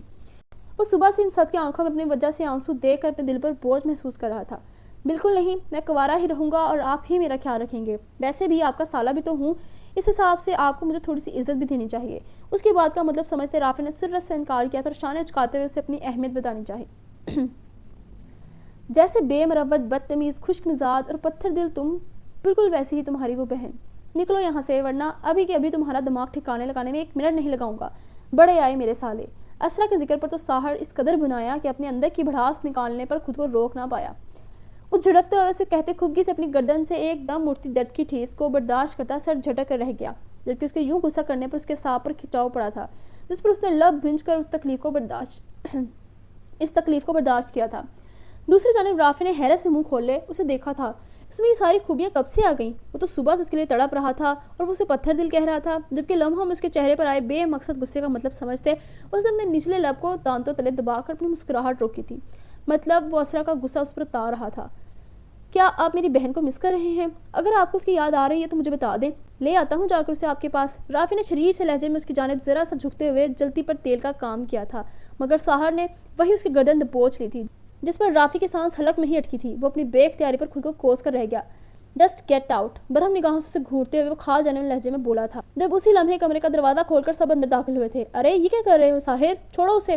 زیبا نے جیسے ہی کمرے میں قدم رکھا تو سامنے کا منظر دیکھ کر اسے ایک پل اپنی نگاہوں پر یقین نہیں آیا تھا۔ اس نے فوراً اس کی گرفت میں پھڑپڑاتے رافع کی گردن سے آزاد کروائی تھی۔ رمیسا بیگم نے تعصب بھری نگاہ ساحر پر ڈالی تھی، جبکہ رافع نے تو باقاعدہ جان بچانے پر زمر کا شکریہ ادا کیا تھا اور کچھ ہی دیر میں وہاں سے نکل گیا تھا، جبکہ ساحر کو اسرا کے ساتھ چھیڑ کر اسے بہت مزہ آیا تھا۔ نرس کمرے میں داخل ہوئی تھی، اس نے ساحر کو درد کم کرنے کا انجیکشن لگایا تھا اور آرام کرنے کی تلقین کرتی کمرے سے باہر نکل گئی۔ نرس نے کمرے کی ساری لائٹس آف کر کے صرف ایک ڈم لائٹ چلا دی تاکہ وہ سکون سے آرام کر سکے۔ رمیسا بیگم اس کے پاس بیٹھی تھی، جبکہ زمل حاشر کو دیکھنے باہر چلی گئی، جو حنان کو لیے باہر کی جانب بڑھا تھا۔ ساحر نے اپنی تھکن زدہ سنہری آنکھیں بند کی تھی۔ اسے اپنے پورے جسم میں ایک عجیب سا درد اٹھتا محسوس ہو رہا تھا، جو کہ بہت شدید تھا۔ آنکھوں کو سختی سے نیچے وہ جیسے یہ سب برداشت کر رہا تھا جب اس کے ذہن کی سکرین پر اس کا حسین چہرہ لہرایا تھا۔ یوں لگتا تھا جیسے آج پورا لاہور اس سے ملنے آ گیا ہو، مگر وہ جسے آنا چاہیے تھا اسے تو ایک کال کر کے بھی اس کی خیریت نہیں پوچھی تھی۔ وہ کیسے اتنی پتھر دل ہو سکتی تھی؟ اسے یقین نہ آیا۔ وہ اس کی آنکھوں کے سامنے مر رہا تھا، مرتے مرتے بچا تھا، اور اس ظالم لڑکی کو اتنی توفیق بھی نہ ہوئی تھی کہ وہ انسانیت کے ناطے ہی اسے 2 بول ہمدردی کے بول لیتی، مگر نہیں، وہ تو اسرا عالم تھی جو اپنی ذات سے باہر کسی دوسرے کا سوچ ہی نہیں سکتی تھی۔ وہ اس کے مرنے پر تو رو سکتی تھی، مگر اس کے بچنے پر اس کی عیادت نہیں کر سکتی تھی۔ اس کی کل رات کی وہ فکر، اس کے وہ آنسو اور اس کے لیے وہ بے چینی، وہ سب شاید وقتی تھا، ورنہ تو اس لڑکی کو سچ میں اس کی پرواہ نہیں تھی۔ اس بات کا یقین آج ساحر کو ہو گیا تھا، جس سے اسے اپنا دل ایک انجانی سی آگ میں جلتا ہوا محسوس ہوا۔ وہ اپنی آنکھوں پر بازو رکھتے ہوئے خود کو سختی سے اس بے حس لڑکی کے بارے میں سوچنے سے روکتا آنکھیں موند گیا۔ दवाइयों ने जल्द अपना असर दिखाया था और नींद उस पर मेहरबान हो गई थी। रुमैसा बेगम ने उसके कमरे में ही ईशा की नमाज पढ़ी थी और ढेर सारी दुआएं पढ़कर उस पर फूंकी थी। जिसके बाएं हाथ पर ड्रिप लगी हुई थी वो हल्के आसमानी रंग के हॉस्पिटल के लिबास में मलबूस था। उसके सुर्ख सफ़ेद रंग में जर्दी सी घुली हुई थी और पेशानी पर बिखरे सुनहरे बाल उसकी शख्सियत में मासूमियत का अंसर पैदा करते थे, जबकि नींद में भी उसके चेहरे पर तकलीफ के असरात थे। रुमैसा बेगम ने बेसाख्ता ही उसकी पेशानी से बाल हटाए थे और झुककर बोसा लिया था। साहर में उनकी जान बसती थी और यह सच था कि भले ही उन्हें जिमल और हाशिर भी अजीज थे, मगर साहर से उनकी मोहब्बत हमेशा ही कुछ ज्यादा रही थी। सुबह से शाम और फिर शाम रात में ढल चुकी थी। वह सारा दिन इतने बड़े घर में अकेली रही थी। कोई भी हॉस्पिटल से लौटकर घर नहीं आया था। उसकी बस राफे से सरसरी सी बात हुई थी, जिसने उसे साहर की तबीयत के बारे में बताने के बाद यहाँ आने का कहा था, और अपनी बात के जवाब में असरा की खामोशी से उसे जवाब मिल गया था। उसने उसे फोर्स नहीं किया था, बस फ़ोन रख दिया था। शायद वो उससे नाराज़ हो गया था। असरा खुद को नहीं जानती थी, मगर क्यों वो उसका सामना नहीं करना चाहती थी। उसे रह रहकर अपनी बेख्तियारी पर गुस्सा आ रहा था कि वो क्यों इतना ज़्यादा ओवर रिएक्ट कर गई थी, जिस पर साहर जाने उसके बारे में क्या सोचता होगा। वो इस बारे में सोच कर ही शर्मिंदा हो रही थी। जो भी था उसके लिए उससे दोबारा नजरें मिलाना बस आना था। हाशिर का 1 घंटे पहले ही लैंडलाइन पर फ़ोन आया था कि वो जिमल और रुमैसा को घर भेज रहा है, जिस पर असरा को कुछ तसल्ली हुई थी, वरना तो ये खाली घर उसे काट खाने को दौड़ रहा था। उसने मुलाजमा के सामने मिलकर डिनर रेडी करवाया था, जबकि उसने खुद सुबह से कुछ नहीं खाया था। उसे भूख ही नहीं लगी थी। वो कैसे खाती? उसकी तो जैसे भूख ही मर गई थी और एक अनजानी सी बेचैनी उसके रगों पे सरायत कर गई थी। वो इस वक्त लाउंज में बैठी थी और इन सब के लौटने का इंतजार कर रही थी, जो कि शायद उसे भूल गए थे। असरा ने वॉल क्लॉक पर एक निगाह डाली थी, जहाँ रात के 11 बज रहे थे। सुबह नीचे आने के बाद से वो अपने कमरे में नहीं गई थी। कल के शिकनज़दा लिबास में उसने गर्म शॉल ओढ़ रखी थी। अपनी बेचैनी और घबराहट में वो कोई 10 चक्कर पहुँच के लगा चुकी थी, जिस पर ड्राइवर ने उसे हर बार हॉस्पिटल जाने की पेशकश की थी और असरा अपने तड़पते दिल पर पाँव रखती मना कर देती। कब से इंतजार कर करके वो थक चुकी थी। उसने सोफे की पुश्त पर सर को गिराते हुए अपनी थकावट से बोझल होती लंबी पलकों को बंद किया था, जिस पर उसे अपनी आंखों में शदीद जलन का एहसास हुआ। उसकी आंखों में सुबह से ही तकलीफ थी, जो कि बहुत ज़्यादा रोने की बाइस थी। उसने अपनी आंखों को बंद किया था जब उसके जहन में उसके इस अक्स के साथ साथ उसके खूबसूरत लबो लहजे में कहे मुख्तलिफ जुमले कानों में सरगोशियाँ करने लगे थे। असरा को ये आवाज़ें बहुत भली लगी। उससे इसकी तन्हाई का एहसास कम हुआ था। उसे लगा जैसे वो उसके आसपास ही था। उसकी बेचैन धड़कनों को, उसकी बातों को याद करके जैसे गहरा सुकून मिला था, जिस पर उसके चेहरे पर फैली बेसुकूनी के तासरात ढीले पड़े थे। और वो उसकी बातों को याद करती कब वहाँ नीम दराज सी सो गई, उसे खबर भी ना हुई। वो उसकी बेचैनियों की दवा बनने लगा था, जिससे असरा आलम बेखबर थी। और कभी कभी अपने दिल की बदलती दुनिया की खबर अगर वक्त पर ना रखी जाए तो हमारी यही बेखबरी मुस्तकबिल में हमें बहुत खवार करवाती है। मंजूर शाह ने इस बार एक तीर से 2 निशाने लगाए थे। उसके बच जाने को भी उसने कैश किया था और हर जगह ये खबर चलवाई थी कि वो पिछले कुछ महीनों से खास किस्म की ड्रग्स लेता था। उसे नशे जैसी बुरी लत लगी हुई थी, जिसके बायस वो मरते मरते बचा था। उसकी पोजीशन उसे इन सब की इजाज़त नहीं देती थी कि वो SSP जैसे ओहदे पर फाइज होकर इस जैसे जराइम में खुद भी शामिल हो। इस ऐसी दीगर खबरों को मिर्च मसाले लगाकर न्यूज़ चैनल वाले बढ़ा चढ़ाकर बता रहे थे, जिस पर हर कोई हैरान था, जबकि मंजूर शाह के आदमी ही लोगों में इस चीज़ को लेकर तबसरे करते हुए इस खबर को मजीद फैला रहे थे। ये सब बातें उसके शानदार करियर, उसकी रेपुटेशन पर किसी दाग की तरह थे, जिसे धोना बहुत ज़रूरी था, जो कि उसके शानदार रिकॉर्ड को दागदार कर रहे थे। मंजूर शाह ने इस बार उसके किरदार पर हाथ डाला था, जिस पर साहर की खामोशी राफे को खून जला रही थी।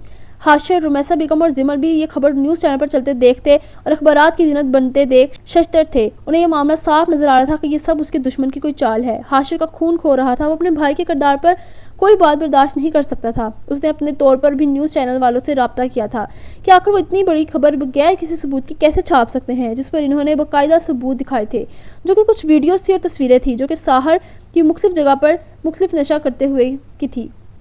ये सब वीडियोस और तस्वीरें कमाल महारत से एडिट की गई थी कि उन्हें देखने वाला फ़ौरन यकीन कर लेता, मगर उसके घर वाले और उसके डिपार्टमेंट के लोग मर कर भी कभी यकीन न करते। राफे ने अपने आदमी इस एडिटर और इन खबरों को फैलाने वालों को पकड़ने पर लगा दिए थे, जबकि खुद उसने इन वीडियोस और तस्वीरों को सोशल मीडिया से हटवाया था। साहर इन लोगों में शामिल था जो कम उम्र में बड़ी बड़ी कामयाबियों को अचीव कर लेते हैं। वो अपने ओहदे और अपनी शानदार रिकॉर्ड की वजह से लोगों में फेमस था। लोग उसे उसके नाम और उसकी काबिलियत से जानते थे, इसलिए खबर इन सब के लिए बेयकीनी का बायस थी। जबकि वो वीडियोस और तस्वीर ने यकीनन हैरान किया था। AIG साहब भी दुश्मन की स्टार पर सख्त बरहम थे। उन्होंने राफे को सख्ती से ऑर्डर दिए थे कि इसके पीछे मौजूद लोगों को वो 2 दिन में उनके सामने पेश करें। वो अपने काबिल ऑफिसर के बारे में एक लफ्ज़ बर्दाश्त नहीं कर सकते थे। यूँ कहना बेहतर था कि ये बात सबके दिलों को दुखा गई थी। थाने में काम करता हर फर्द बरहम नजर आता था, क्योंकि साहर हमेशा इन लोगों की इज्जत को अपनी इज्जत कहता आया था, और फिर वो आज कैसे उसकी इज्जत पर हुर्फ आने देते। इन सब के कामों में फुर्ती आ गई थी। चेहरे पर बरहमी, بھرے تاثرات تھے اور مجرموں کو جلد از جلد پکڑنے کا جنون تھا جو ان سب کے چہروں پر نظر آ رہا تھا۔ سحر ان سب باتوں سے ناواقف تو ہرگز نہ تھا، مگر رافع نے اس سے اس معاملے میں کوئی بات بھی نہیں کی تھی۔ شاید وہ اسے اس کنڈیشن میں پریشان نہیں کرنا چاہتا تھا، جبکہ سحر واقعی خود کو ان سب سے لا تعلق ظاہر کرتا اپنے آپ پر توجہ دے رہا تھا۔ وہ اس ہاسپٹل کے ماحول سے شدید بیزار ہو رہا تھا۔ وہ بس گھر جانا چاہتا تھا، جبکہ ڈاکٹر نے اسے ابھی ڈسچارج کرنے سے صاف منع کر دیا تھا، اور رمیسا بیگم نے بھی اس کی اس بات میں ایک نہ سنی تھی۔ اس کی طبیعت کل کی نسبت آج کچھ سنبھلی تھی، جبکہ نودگی اس کے سر پر ہر وقت سوار رہتی۔ دوسری جانب اسرا، جس کے دل میں اس کے لیے پنپتے نئے جذبات جنہیں ابھی وہ کوئی نام نہیں دے پائی تھی، اس خبر کو سننے کے بعد اس نے خود پر افسوس کیا تھا۔ وہ پچھلے 2 دن سے ایک ایسے انسان کے بارے میں سوچ رہی تھی جو محض اچھے بننے کا دکھاوا کرتا رہا تھا، جبکہ اس کا اصل تو کچھ اور تھا۔ وہ کیسے اس کے لیے پریشان ہوئی تھی، جبکہ یہ سب تو اس کا خود کا کیا دھرا تھا۔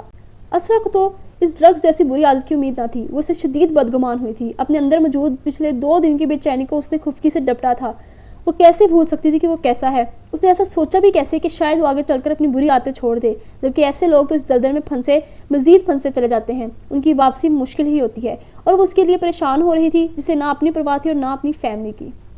وہ نفرت سے سوچتی پھر سے وہی اسرا بن گئی تھی جسے ساحر اسرار ایک آنکھ نہیں بھاتا تھا۔ گزشتہ دنوں میں ہوئی اس سے معمولی سی انسیت کا اثر زائل ہو چکا تھا۔ اب بس بدگمانیاں تھی جو کہ عروج پر تھی۔ اس کے چہرے پر اب کوئی بے چینی نہ تھی، بلکہ وہ تو جیسے اب پرسکون ہو گئی تھی کہ اس نے بہت اچھا کیا جو اس کے بچ جانے پر اس کا حال تک نہیں پوچھا، اس سے کوئی ہمدردی نہیں جتائی، خواہ مخواہ وہ اپنے الفاظ ایسے منافق انسان پر ضائع کرتی۔ اسرا نہیں جانتی تھی کہ وہ اپنی خود ساختہ بدگمانی میں کس قدر غلط کر رہی تھی، جس کا احساس اسے شاید وقت ہی دلا سکتا تھا۔ بمشکل 2 دن ہاسپٹل میں گزار کر وہ گھر آیا تھا۔ اس کے گھر آنے کے کچھ دیر بعد ہی آس پاس کے لوگ اس کی عیادت کو ان کے گھر پہنچ چکے تھے، جبکہ ڈاکٹرز نے اسے ابھی بھی مکمل ریسٹ کرنے کی تلقین کرتے ہوئے ڈسچارج کیا تھا۔ وہ کافی دیر لاؤنج میں رہا اور اپنے جاننے والوں سے ملا تھا۔ اس دوران زمل، رمیسا بیگم اور ہاشم نے اسے ایک لمحے کے لیے بھی اکیلا نہیں چھوڑا تھا، جبکہ جسے اس وقت اس کے پاس ہونا چاہیے تھا اس کا دور دور تک کوئی نام و نشان ہی نہ تھا۔ اس کی طبیعت اب کافی سنبھل چکی تھی، جبکہ مکمل صحتیاب ہونے میں کچھ وقت تو درکار تھا۔ 2 گھنٹے لاؤنج میں بیٹھنے کے بعد اس کے جسم میں شدید درد ہونے لگا تھا، جس پر وہ خود ہی وہاں سے اٹھ گیا تھا اور اپنے کمرے کی طرف بڑھنے لگا جب ہاشم نے اسے سہارا دینا چاہا، مگر اسے ضرورت نہیں تھی۔ وہ خود ہی آہستہ آہستہ چلتا ہوا اپنے کمرے کی جانب بڑھ گیا۔ ہاشم نے آگے بڑھ کر اس کے بستر پر تکیہ درست کر کے رکھا تھا۔ سحر نے کمرے میں داخل ہوتے ہی ایک نظر پورے کمرے میں دیکھا تھا۔ اس کا کمرہ بالکل ویسا ہی تھا جیسا وہ چھوڑ کر گیا تھا۔ اسرا یہاں کہیں نہیں تھی۔ اس نے تکان بھری نگاہوں کو اس کی تلاش سے واپس موڑ لیا تھا۔ وہ اس کے معاملے میں بلا کی بے رحم ثابت ہوئی تھی۔ سحر کو شدت سے خود پر افسوس ہوا تھا کہ اس نے کیوں اس پتھر دل لڑکی سے دل لگا لیا تھا، جسے دیکھنے کے لیے اس کی آنکھیں ترس گئی تھی۔ اس کا دل اس کے دیدار کے لیے مچل رہا تھا۔ اس کی دھڑکنیں اس بے پرواہ کا نام تیزی سے پکار رہی تھی۔ اسے ملنے کے لیے بے چین تھی، مگر اسے کوئی پرواہ نہ تھی۔ جانے کیوں اسرا کو یہاں بھی نہ دیکھ کر اس کے دل میں ایک درد کی لہر اٹھی تھی۔ رمیسا بیگم نے اس کے شانے پر ہاتھ رکھا تھا تو جیسے اسے یہاں کی ان کی موجودگی کا احساس ہوا تھا۔ اس نے پلٹ کر انہیں دیکھا تھا جو کہ اسے ہی دیکھ رہی تھی۔ بیڈ کے پاس کھڑے ہاشر کی نگاہیں بھی اسی پر جمی تھی۔ وہ اپنے بھائی کی نظروں کی طلب کو خوب پہچانتا تھا، مگر اسرا کا یہ رویہ تو اسے بھی بہت ہرٹ کر گیا تھا۔ اسے لگتا تھا کہ وہ دونوں نارمل کپلز کی طرح ہیں، مگر ان 3 دنوں میں وہ یہ بات بہت اچھے سے جان گیا تھا کہ وہ دونوں محض نام کے ہی میاں بیوی تھے۔ ان کے درمیان کوئی رشتہ قائم نہیں تھا۔ یہ رشتہ صرف اس کا بھائی ہی نبھا رہا تھا۔ اس نے سحر کی آنکھوں میں اس کے لیے واضح محبت دیکھی تھی، جبکہ اسرا کی اس معاملے میں لاپرواہی اس پر بہت کچھ واضح کر گئی تھی۔ وہ محض لب بھنج کر رہ گیا۔ سحر ان کے شانے پر ہاتھ رکھنے پر خاموشی سے چلتا ہوا بیڈ پر بیٹھا تھا اور بستر پر نیم دراز ہوا تھا۔ اس کا دل آج سے پہلے اتنا اداس کبھی نہیں ہوا تھا جتنا لمحوں میں اسے اس کمرے میں نہ دیکھ کر ہوا تھا۔ آرام سے بیٹھو بیٹا، اور مجھے بتاؤ رات کے کھانے میں تمہارے لیے کیا بنواؤں؟ رمیسا بیگم نے اس پر بلینکٹ دیتے ہوئے پیشانی پر بکھرے اس کے بال سنوارتے ہوئے محبت سے پوچھا۔ اپنے بیٹے کی آنکھوں کی ویرانی اور اداسی سے غافل تو وہ بھی نہ تھی۔ انہیں اسرا کہیں سے بھی اپنے بیٹے کے قابل نہ لگی جو اس کا قیمتی دل اپنے رویے سے یوں دکھا رہی تھی۔ مجھے بھوک نہیں ہے، میں بس ریسٹ کرنا چاہتا ہوں، سحر نے سنجیدگی سے کہا اور لیٹ گیا۔ اسے اپنے سانپ پر بوجھ سا پڑتا ہوا محسوس ہوا۔ اسے کل سے بخار ہو رہا تھا جو کہ میڈیسن لینے سے کم ہو جاتا تھا، جبکہ دوائیوں کا اثر ختم ہوتے ہی پھر سے ہو جاتا تھا۔ اس وقت بھی اس کی پیشانی بخار سے تپ رہی تھی، آنکھوں میں جلن سی ہو رہی تھی جسے اس نے بند کرتے ہوئے کم کرنے کی کوشش کی۔ گڈ، آپ کو ریسٹ ہی کرنا چاہیے، میں یہیں پر ہوں، اگر آپ کو کچھ بھی چاہیے ہو تو ایک بیل دے دیجیے گا۔ اس سے پہلے رمیسا بیگم مزید اصرار کرتی ہاشم نے انہیں آنکھوں کے اشارے سے منع کرتے ہوئے کہا اور سحر کی نرمی سے کہتا رمیسا بیگم کا ہاتھ تھام کر باہر لے گیا۔ جاتے ہوئے وہ لائٹ آف کرنا نہیں بھولا تھا کیونکہ وہ جانتا تھا کہ سحر لائٹ آن کر کے نہیں سوتا۔ مجھے اس سے پوچھ تو لینے دیتے کہ میں ڈنر میں اس کے لیے کیا بناؤں؟ رمیسا بیگم نے اسے کمرے کے باہر آنے کے بعد ہاشر کو دیکھ کر جھنجھلا کر کہا، جس نے اندر انہیں بولنے نہیں دیا تھا۔ میں بتاتا ہوں آپ کو، کچھ بھی لائٹ سا بنا دیں، اور آپ دیکھ نہیں رہی تھی کہ وہ کتنا تھک چکے تھے، اس لیے میں نے آپ کو منع کیا تھا. اب پلیز انہیں ریسٹ کرنے دیں، ڈاکٹر نے انہیں اسٹریس دینے سے منع کیا ہے. ہاشر نے رمیسا بیگم کو دیکھتے ہوئے نرمی سے سمجھاتے ہوئے کہا، جس پر انہوں نے اس بات میں سر ہلایا تھا. تم ٹھیک کہہ رہے ہو، پتہ نہیں میرے بیٹے کو کس کی نظر لگ گئی ہے. اللہ پوچھے اسے جس نے میرے بیٹے کی جان لینے کی کوشش کی تھی. مجھ سے سحر کی یہ حالت نہیں دیکھی جاتی. میرا دل دکھتا ہے اسے تکلیف میں دیکھ کر. رمیسا بیگم نے کب سے روکے ہوئے اپنے آنسو بہنے دیے تھے. ان سے سحر کی حالت برداشت نہیں ہو رہی تھی، کیونکہ انہوں نے ہمیشہ اسے مضبوط اور مصیبتوں سے ڈٹ کر مقابلہ کرتے دیکھا تھا، جبکہ اس کی یہ خاموشی انہیں بہت کھل رہی تھی. کچھ نہیں ہوا بھائی کو، وہ بالکل ٹھیک ہیں. بھائی بہت اسٹرانگ ہے ماں صاحب، ایسے لوگ ان کا کچھ نہیں بگاڑ سکتے، بس انہیں کمزور کرنے کے بارے میں پلاننگز کر سکتے ہیں. ایک دفعہ ٹھیک ہونے دیں اپنے شیر کو، پھر دیکھیے گا کیسے یہ گیدڑ اپنے کیے پر پچھتاتے ہیں. ہاشم نے انہیں تسلی دیتے ہوئے ان کے آنسو صاف کیے تھے، جبکہ اس کے لہجے میں سحر کے لیے فخر تھا. ہاں، اسے اپنے بھائی پر بہت فخر تھا کہ وہ ایس ایس پی سحر اسرار کا بھائی تھا، جس کا نام ہی دشمنوں کے لیے رونگٹے کھڑے کر دیتا تھا. رمیسا بیگم نے اس کی باتوں پر دل ہی دل میں اپنے بیٹے کے لیے ہزاروں دعائیں مانگی تھی. لاؤنج میں لگے لینڈ لائن پر کسی کی کال آئی تھی، جس پر زمل نے رمیسا بیگم کو آواز دیتے ہوئے اسے اس بارے میں آگاہ کیا تھا. وہ حاشر کے ساتھ ہی نیچے کی جانب بڑھ گئی تھی. شام سے رات ہو گئی تھی، مگر وہ خود کو مصروف ظاہر کرتی کچن سے باہر نہیں نکلی تھی. پہلے باہر آئے مہمانوں کے لیے وہ کافی اور سنیکس کا انتظام کرنے لگی، پھر ڈنر کی تیاری میں ملازمہ کا ہاتھ بٹانے لگی، جبکہ جتنی دیر سحر لاؤنج میں بیٹھا رہا وہ باہر نہیں نکلی تھی. ڈنر اس نے ملازمہ کے ساتھ ہی ٹیبل پر لگایا تھا، مگر اس نے کچھ نہیں کھایا تھا کیونکہ اسے بھوک ہی نہیں تھی. اسے صرف کھانے کے لیے ہاشر نے انسسٹ کیا تھا، جبکہ زمل اور رمیسا بیگم ہنوز خاموشی سے کھانا کھا رہی تھی. اچانک رمیسا بیگم کی سنجیدگی اور یہ خاموشی کسی خطرے کا لام لگی تھی. حنان کھانا کھاتے ہوئے زمل کو تنگ کر رہا تھا کہ اسے یہ نہیں پاستا کھانا ہے، جس پر اسرا اسے زمل کے پاس سے اٹھا کر کچن میں لے آئی تھی اور ملازمہ سے فوراً اس کی پسند کا پاستا بنوایا. جتنی دیر میں پاستا تیار ہوا اتنی دیر وہ دونوں باتوں میں مصروف رہے. اس کے بعد اسرا نے اسے اپنے ہاتھوں سے پاستا کھلایا تھا، جس پر حنان تو پھولے نہیں سما رہا تھا. ہاشر کسی کام سے باہر جا رہا تھا. جب حنان کی نظر اس پر پڑی تو اس کے ساتھ جانے کے لیے ضد کرنے لگا، جس پر ہاشر اسے اپنے ساتھ باہر لے گیا اور اسرا ملازمہ سے ڈنر کے برتن اٹھوانے لگی. کچھ دیر بعد وہ رمیسا بیگم اور زمل کے لیے چائے بنا رہی تھی، جب ملازمہ نے آ کر اسے رمیسا بیگم کا پیغام دیا کہ وہ اسے اپنے کمرے میں بلا رہی ہیں. اسرا اس بات میں سر ہلاتی ملازموں کو چائے دینے کا کہتی، چیئر پر پڑا اپنا دوپٹہ اٹھا کر اوڑھتی، اپنے سویٹر کی فولڈ کے بازو نیچے کرتی باہر کی جانب بڑھی تھی. وہ اس وقت خوبصورت سی ڈسٹی پنک کلر کے لباس میں ملبوس، آف وائٹ فل بازو والا سویٹر پہنے، گھنگریالے بالوں کا رف سے جوڑا بنائے، لاپرواہ سے حلیے میں بھی دلوں میں گھر کرنے کی صلاحیت رکھتی تھی. وہ اپنے سر پر دوپٹہ اوڑھتی دروازے پر دستک دیتے ہوئے اندر داخل ہوئی تھی، جب اسے رمیسا بیگم سامنے ہی صوفے پر بیٹھی نظر آئی. زمل خاموشی سے ان کے کمرے میں بکھری چیزیں سمیٹ رہی تھی، جبکہ رمیسا بیگم چہرے پر گہری سنجیدگی لیے جیسے اس کی منتظر تھی. آپ نے بلایا تھا آنٹی؟ اسرا نے اندر داخل ہوتے ہوئے انہیں دیکھ کر پوچھا. جن کے چہرے کے تاثرات دیکھتی وہ کچھ حد تک تو سمجھ چکی تھی کہ اب اس کی کلاس پکی تھی. پچھلے 3 دن سے جو رویہ اس نے اپنا رکھا تھا وہ کسی کو بھی ان کے مابین مضبوط رشتے کی حقیقت کے حوالے سے شک میں ڈال سکتا تھا، مگر وہ مزید دکھاوا نہیں کر سکتی تھی. کون سی دنیا میں گم ہو تمہاری جیسی لاپرواہ اور بے حس بیوی میں نے اپنی پوری زندگی میں نہیں دیکھی. رمیسا بیگم نے ضبط سے اپنے بیٹے کی محبت کو دیکھتے ہوئے کہا، جو کہ حسن میں واقعی سراہے جانے کے قابل تھی، مگر اس کا رویہ قابل قبول نہ تھا. وہ اپنے بیٹے کی ناقدری کسی صورت برداشت نہیں کر سکتی تھی. اسرا کا دل ان کے سخت لہجے میں استفسار کرنے پر اندر سے کانپا تھا. وہ کسی نالائق اسٹوڈنٹ کی طرح سر جھکا گئی. تمہیں کوئی ہوش بھی ہے؟ تمہارا شوہر موت کے منہ سے بچ کر آیا ہے. اللہ نے اسے نئی زندگی دی ہے. وہ مرتے مرتے بچا ہے اور تمہیں اس کی کوئی پرواہ ہی نہیں. تمہارے سینے میں دل بھی ہے یا نہیں؟ رمیسا بیگم کے اتنے دنوں کا ضبط آج جواب دے گیا تھا. وہ چاہ کر بھی اپنا لہجہ درست نہ رکھ سکی اور اپنے غصے سے بلند ہوتی آواز کی پرواہ کیے بغیر وہ اسے پوچھ رہی تھی، جو ان کے سامنے سر جھکائے کھڑی تھی. اسرا ان کے قدر برہم ہونے پر ایک پل کو ڈر کر رہ گئی. اس نے آج سے پہلے رمیسا بیگم کو اتنے غصے میں نہیں دیکھا تھا، جبکہ وہ نہیں جانتی تھی کہ ان کا یہ غصہ جائز تھا، کیونکہ کوئی بھی ماں اپنے بیٹے کو تکلیف میں نہیں دیکھ سکتی. غصے سے ان کی آواز تیز ہوئی تھی، جس سے ایک پل کے لیے ان کا سانس پھولا تھا. زمل کپڑے چھوڑ کر متفکر سے ان کی طرف بڑھی تھی. مما پلیز کام ڈاؤن، میں بات کرتی ہوں. زمل نے انہیں پرسکون کرنا چاہا تھا، جن کا چہرہ غصے سے لال بھبوکا ہو رہا تھا. چھوڑو مجھے، کچھ نہیں ہوا. رمیسا بیگم نے اپنا ہاتھ زمل سے چھڑواتے ہوئے ہنوز غصے سے کہا. اسے ذرا احساس نہیں ہے اپنی ذمہ داریوں کا. وہ تمہارا شوہر ہے، کوئی غیر نہیں جسے تم یوں نظر انداز کرتی ہو. میرے بیٹے کو تم نے سمجھ کیا رکھا ہے؟ اسے لڑکیوں کی کوئی کمی نہیں تھی. تم سے اچھی اور ایک سے بڑھ کر ایک رشتہ تھا میرے سحر کے لیے، مگر اسے جانے تمہیں ایسا کیا دکھا کہ وہ زندگی میں پہلی مرتبہ میرے فیصلے کے خلاف کیا. میں پچھتا رہی ہوں اس وقت کو جب میں نے اس شادی پر حامی بھری تھی. تم کہیں سے بھی میرے بیٹے کے قابل نہیں ہو. تم میرے بیٹے کو بالکل ڈیزرو نہیں کرتی. رمیسا بیگم نے اشتعال امیز لہجے میں اسے دیکھتے ہوئے کہا، جو کہ سر جھکائے محض آنسو بہا رہی تھی. اسرا ان کی باتوں اور اپنی بے بسی پر آنسو بہاتی محض ان کی باتوں کو، ان کے غصے کو جھیل رہی تھی۔ ان کی تکلیف سمجھتی تھی، مگر انہیں کیسے بتاتی کہ یہ سب ڈرامہ تھا جو کہ چند دنوں میں ختم ہو جانا تھا۔ ان سب کے باوجود رمیسا بیگم کا رویہ اور باتیں اسرا کا دل دکھاتی اس کی آنکھیں بھگو گئی۔ مما پلیز، جمل نے ان کا ہاتھ تھام کر انہیں روکنا چاہا، جبکہ اسرا کے گزشتہ دنوں کے رویے نے تو اسے بھی بہت مایوس کیا تھا۔ میں اس کی ماں سے بات کروں گی، اگر وہ اپنی بیٹی کا گھر بسانا چاہتی ہے تو اسے شوہر کا احترام کرنا اور اس کا خیال رکھنا سکھائے، ورنہ مجھے یہ لڑکی اپنے گھر میں نہیں چاہیے۔ اس کا یہ رویہ میں اپنے گھر میں کسی صورت برداشت نہیں کروں گی۔ اگر یہ میرے بیٹے کو خوش نہیں رکھ سکتی تو جائے اپنے گھر واپس، میرے لیے میرے بیٹے کی خوشیوں سے بڑھ کر کچھ نہیں۔ درست لہجے میں جمل کو دیکھ کر اسے وارن کرنے والے انداز میں کہتی وہ شدید برہم دکھائی دیتی تھی۔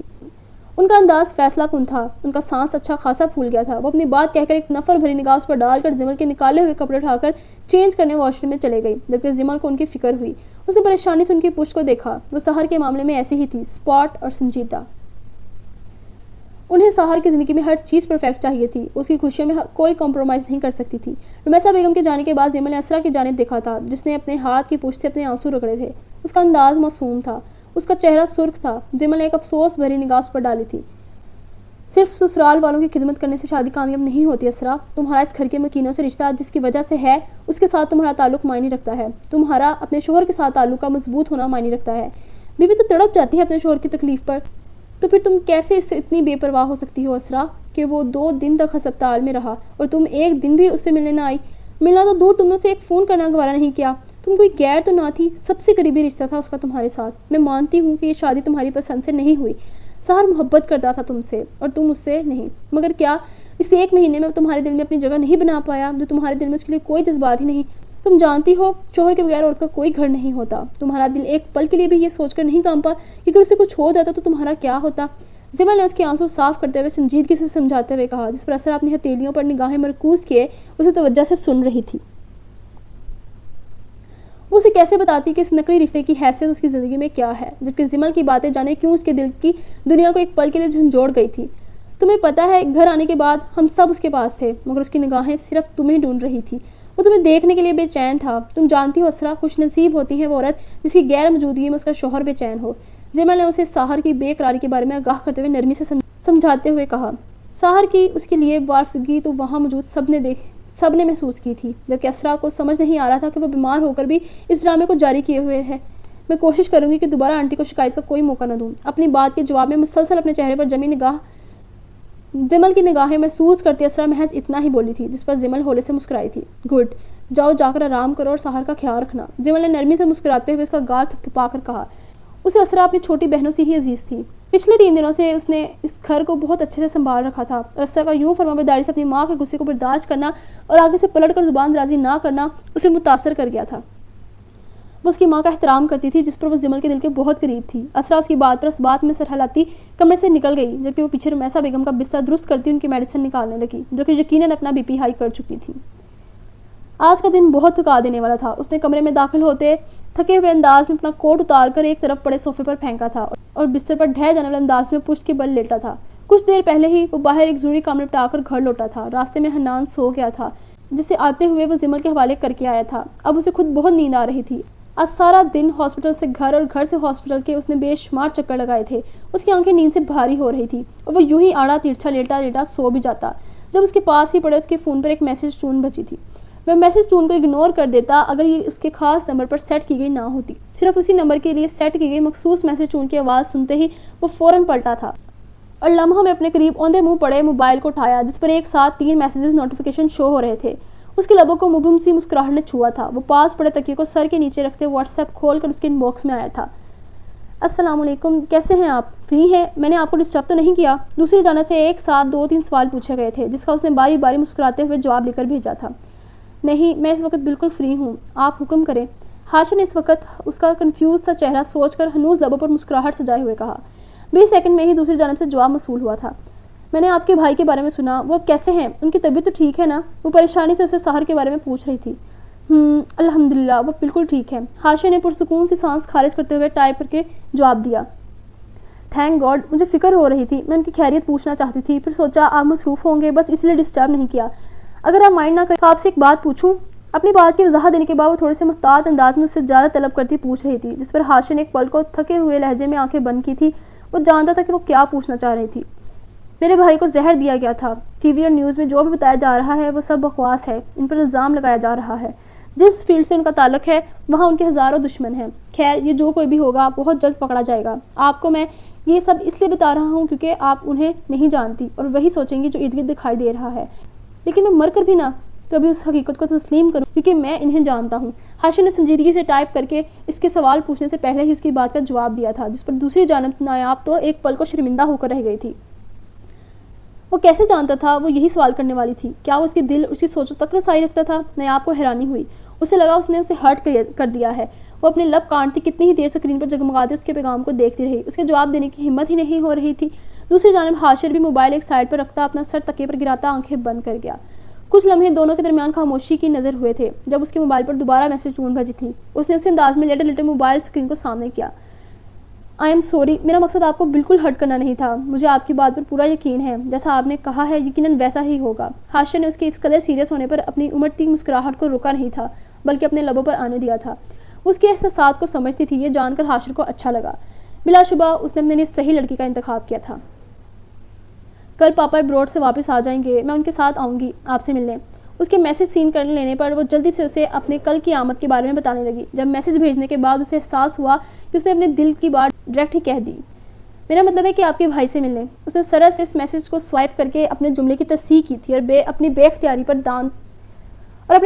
پر دانتوں تلے زبان دبائی تھی. دوسری جانب اس کے میسج پڑھتے ہاشر کا کہکا بے ساختہ تھا. شیور، میں آپ کا انتظار کروں گا. ایک ہارٹ والے ایموجی کے ساتھ اپنا پیغام لکھ کر سینڈ کرتا وہ اس کی حالت سوچ کر ہی محظوظ ہوا تھا جو یقیناً لال پیلی ہو رہی ہوگی. دوسری جانب ہوا بھی یہی تھا کہ نایاب اس کے میسج کو پڑھنے کے بعد بے ساختہ ہی بلش کرنے لگی تھی.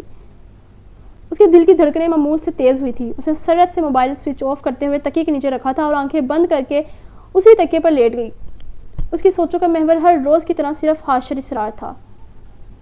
جب سے ہاشر نے اسے پرپوز کیا تھا تب سے نایاب کو اس سے بات کرتے ہوئے ایک جھجک سی محسوس ہوتی تھی، جبکہ اس کے بعد اس کی دھڑکنوں کا شمار کرنا مشکل ہوتا تھا. یہ پچھلے کچھ دنوں کی بات ہے جب وہ دونوں اسی کیفے میں ملے تھے اور ہاشر نے باتوں کے درمیان سنجیدگی سے اسے بتایا تھا کہ وہ اسے پسند کرنے لگا ہے اور اسے شادی کا ارادہ رکھتا ہے، جس پر نایاب کو تو سانپ سونگ گیا تھا. وہ تو اس کی اس قدر غیر متوقع بات پر سانس بھی نہیں لے پا رہی تھی. جب اس کی حالت دیکھتے ہوئے ہاشر نے اسے سوچ کر جواب دینے کا وقت دیا تھا جس پر نایاب کو کچھ تسلی ہوئی تھی. اس کے بعد سے ہاشر اسے اکثر فون کر لیتا تھا جس پر ان کی مختصر سی بات ہوتی تھی. نایاب کو اس کی فون کرنے پر کوئی اعتراض نہ تھا کیونکہ کہیں نہ کہیں وہ بھی اسے پسند کرتی تھی، بس شاید اپنے دل کے فیصلے سے نا واقف تھی. جبکہ آج اس نے ہاشر کو خود ہی میسج کر کے ساحر کی خیریت پوچھی تھی جس پر وہ ہاشر کے دل میں مزید جگہ بنا چکی تھی. محبت میں یہی تو ہوتا ہے کہ دونوں فریق ایک دوسرے کے دکھ درد کو محسوس کرتے ہوئے ایک دوسرے کا ساتھ دے. وہ دونوں تو دل ہی دل میں اپنے مستقبل کی پلاننگ کیے بیٹھے تھے، جبکہ ان کی قسمت میں ان کا ملنا لکھا بھی تھا یا نہیں جس سے وہ دونوں نا واقف تھے. گھڑی کی سوئیاں 12 بجا رہی تھی. پورے گھر میں اس وقت گہری خاموشی چھائی ہوئی تھی. وہ اس کے سو جانے کی تسلی کرتی ہوئی کمرے میں داخل ہوئی تھی جہاں ہر سو اندھیرا تھا. اسرا کو اس قدر اندھیرے میں گھبراہٹ ہوئی تھی مگر اس کی نیند خراب نہ ہو اس وجہ سے وہ بغیر لائٹ آن کیے ہی اندر آگے بڑھی تھی اور اپنے صوفے تک پہنچنے ہوئے بغیر کسی تکیے کے اور بلینکٹ کے یوں ہی لیٹ گئی. اس نے اپنے سرد ہاتھ اپنے دوپٹے کے نیچے چھپائے تھے. اسے خود پر اس وقت جس قدر غصہ آ رہا تھا وہ بیان نہیں کر سکتی تھی. وہ اسے کیوں گھبرا رہی تھی، کیوں اس کا سامنا کرنے سے جھجک رہی تھی، کترا رہی تھی. یہ بات سمجھ سے وہ قاصر تھی. شاید اس کے دل میں اب تک اپنی بے اختیاری پر ملال تھی جس میں وہ اس کے لیے کچھ زیادہ ہی فکر مند ہو گئی تھی. وہ یہ سوچ اور اس کا سامنا نہیں کرنا چاہتی تھی کہ کہیں وہ اس کی اس رات کی بے ساختگی، بے چینی اور آنسوؤں پر اس کا مذاق نہ اڑائے، اس سے کوئی غلط مطلب اخذ نہ کرے. بس اسی کیفیت کے پیش نظر اس نے آج اس کے پہلو سے تکیہ اور بلینکٹ نہیں اٹھایا تھا کہ وہ کہیں جاگ نہ جائے.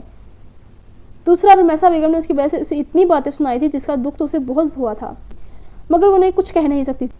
وہ اپنی آنکھوں پر ہاتھ رکھ کر لیٹی یہی سب سوچ رہی تھی جب اسے اپنے سرد پاؤں پر کسی کے تپتے ہوئے گرم ہاتھوں کا لمس محسوس ہوا. اسرا نے تڑپ کر پاؤں پیچھے کرنے چاہے جب اس نے اس کے دونوں پاؤں مضبوطی سے تھام کر صوفے سے نیچے کیے تھے اور اس جگہ پر خود بیٹھا تھا. اسرا نے سرس سے اپنا ہاتھ ہٹا کر اس کی جرت پر اسے دیکھا تھا. وہ بالکل اس کے ساتھ ہی جڑ کر بیٹھا تھا اور اسرا صوفے پر نیم دراز سی تھی. وہ ایک لمحے کی دیر کیے بغیر تندی سے اٹھ کر بیٹھی تھی اور اسے کچھ فاصلے پر ہوئی جس کی سنجیدگی بھری سنہری آنکھیں اسی پر جمی ہوئی تھی جبکہ اس کی نگاہیں سپاٹ تھی. آپ کو تمیز نہیں ہے؟ یہ کیا طریقہ ہے کسی کی نیند خراب کرنے کا؟ اسرا نے اس کی جانب دیکھتے ہوئے ناگواری سے پوچھا جبکہ اس نے اپنی آواز آہستہ ہی رکھی تھی کہ کہیں کوئی سن نہ لے. کمرے میں سائڈ ٹیبل پر پڑے لیمپ کی روشنی نے اس کمرے میں پھیلے اندھیرے کو ختم کر دیا تھا اور ان کے چہروں کو منور کیا تھا. اسرا اپنے خیالوں میں اس قدر گم تھی کہ اسے اس کے لائٹ آن کرنے کا احساس ہی نہ ہوا. ساحر اس کی جھنجھلاہٹ بھرے لہجے پر کچھ نہ بولا تھا، بس خاموشی سے چند ساتھ اسے دیکھتا رہا. یہاں تک کہ گھڑی کی ٹک ٹک کی آواز کمرے میں چھائی اس خاموشی میں تیزی سے سننے لگی۔ اپنے چہرے پر جمی اس کی نگاہیں محسوس کرتی اسرا نے اپنی مٹھیاں بھونچی تھی۔ اسے یوں اس کا خود کو دیکھنا بہت برا لگا تھا۔ میری جگہ سے اٹھیں، مجھے سونا ہے۔ اس کی نظروں سے خائف ہوتی وہ چہرہ دوسری جانب موڑ کر بولی تھی، جبکہ اس کی آنکھوں میں دیکھنا تو جیسے بڑے حوصلے کی بات تھی۔ تمہیں دیکھ کر لگتا نہیں ہے کہ تم اس قدر سخت دل کی مالک ہوگی۔ اس کے بے رحم انداز پر وہ بے یقینی سے بولا تھا، جبکہ نگاہیں ہنوز اس پر ٹکی ہوئی تھی، جسے 3 دن اپنے آس پاس نہ دیکھنے پر اسے لگ رہا تھا کہ اس کا کچھ بہت قیمتی اس سے کھو گیا ہو۔ اس کی نگاہیں بے ساختہ ہی اسرا عالم کے ایک ایک نقش کو چھو رہی تھی۔ وہ اس کمرے میں آنے کے بعد ایک پل سکون سے نہیں رہا تھا۔ اسے اس کا انتظار تھا جو کہ اب تمام ہوا تھا۔ اس کی دید کی پیاس اب بجھی تھی۔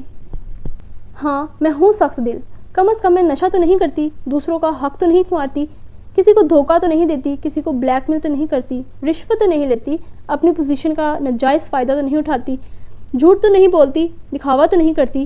میں جو ہوں وہ ہوں۔ آپ کی طرح دوگلا پن نہیں ہے مجھ میں، جو اپنے گھر والوں کے سامنے آئیڈیل بیٹا بننے کا ڈرامہ کرتا ہے اور دوسری طرف ایسے کاموں میں ملوث ہے۔ اسرا نے درست لہجے میں ایک ایک لفظ اس کی نگاہوں میں دے کر از حد غصے سے چبا چبا کر کہا تھا۔ اس کا بس چلتا تو وہ سب کو اس کی حقیقت بتاتی، جو جانے کیوں سب کچھ کر کے بھی سب کی نظروں میں معصوم تھا۔ اس نے بغیر کسی لحاظ کے اسے ایک ایک چیز گنواتے ہوئے تانا دیا تھا۔